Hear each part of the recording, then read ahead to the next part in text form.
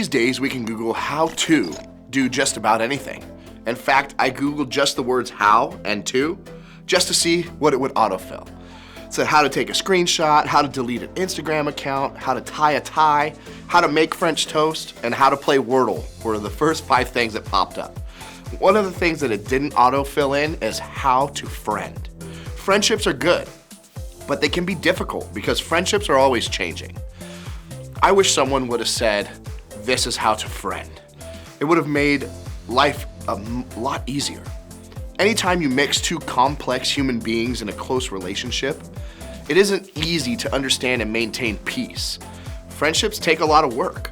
Growing up, we weren't taught how to be friends. With that being said, our friendships are usually formed by default. We don't put any more thought into it than that. And this is totally normal and natural, but it certainly doesn't mean that we will have a great friendship. Why? Because friendship is hard. When it comes to friendship, things are always changing. You're not always sure where you stand with friends. Expectations aren't always met. When it comes to friendship, we all tend to focus on what we're not getting from the people in our lives. But here's the good news. What we're talking about today, and in this series, has the potential to be a game changer when it comes to the way that we approach all aspects of friendship. And as old as the Bible is, I still think it has something to say about our relationships with other people. The first 4 books in the New Testament are called the Gospels, and they are about Jesus' life when he lived among us. One of those Gospels is the book of John.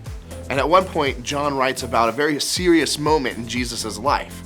It took place right before Jesus would be arrested and sentenced to death on the cross. Considering what was ahead for him, Jesus could have been looking around the table at his friends thinking, what are these guys going to do for me when this all happens? Are they going to prove that they're my real friends? But instead of being reactive, Jesus was proactive with his friends. Check it out. So he got up from the table, took off his robe, wrapped a towel around his waist, and poured water into a basin.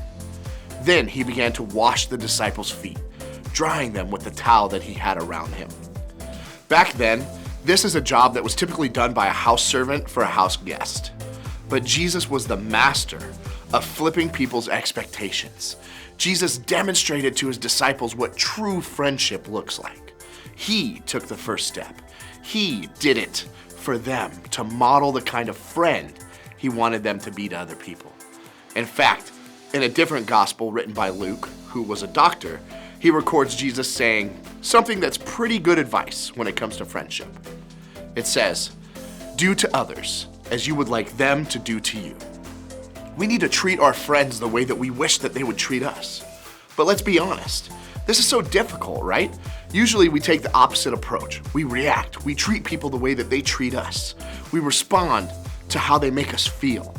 But if we really think about it, we can agree that that's not the way that we want our friendships to work. Jesus could have made all his friendships about him. He was the ringleader.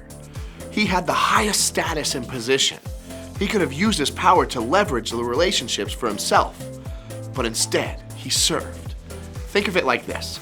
Being a friend means serving your friends. We can follow Jesus' example in our friendships and serve others right now.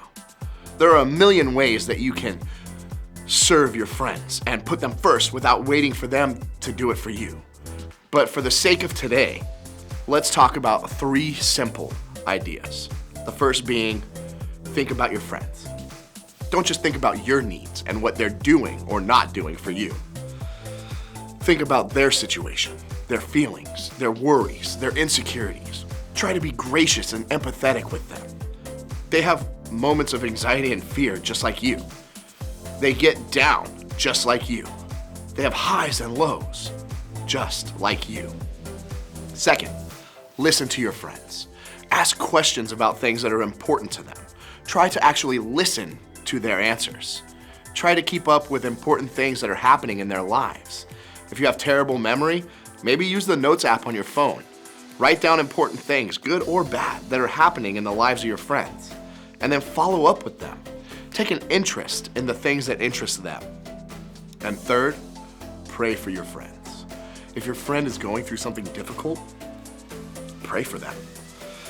If things are falling apart in their family, pray for them. If they have important things coming up, pray for them. Even short, quick, simple prayers are a big deal. Then tell them that you're praying for them, but only if you want. If you do these things, it doesn't mean everything is going to work out perfectly in your friendships all the time. But this will be so powerful for you moving forward. For the rest of your life, you're going to be in a friendship or a relationship. Learning how to serve, make the first move, and put others first will create an incredible foundation for you to be with an incredible friend from now into the future. And at the end of the day, the only friend that you can control is you. Being a friend means serving your friends. Imagine if you became comfortable with making the first move. Being this kind of friend will take work, but the work is worth it. Imagine if you become comfortable with making that first move. It will make a difference.